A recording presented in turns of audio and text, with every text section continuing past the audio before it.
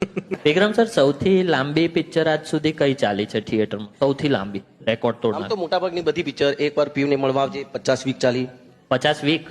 બે 50 પરદેશી 25 વીક, પછી રાધા તારા મને ગમતું નથી એ પણ 40-45 week. Weeks weeks Week. Almost a year હા. 52 હોય એક વર્ષમાં. પ્રીત જન્મ જન્મની ભૂલાશે નહીં. ઓહો. Golden jubilee Golden Jubilee. ઘણી બધી મોટાભાગની ગોલ્ડન બધી. જુબેલી થયેલી છે. આ શો ને એટલા અઠવાડિયા નહીં થયા, ખબર છે? હા? હા, આ શો માંડ અમારે અમારે અઘરું પડે છે, એટલે આ લવારી દર વખતે સતત લવું થોડું અઘરું પડે છે.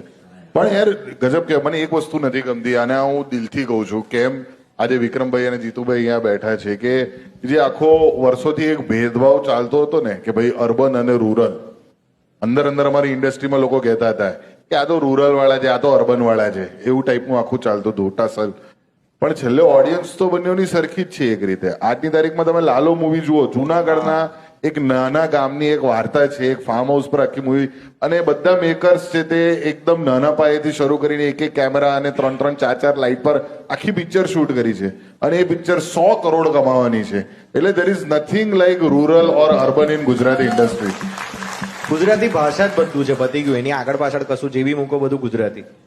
પણ વિક્રમભાઈ, તમે સિંગર તરીકે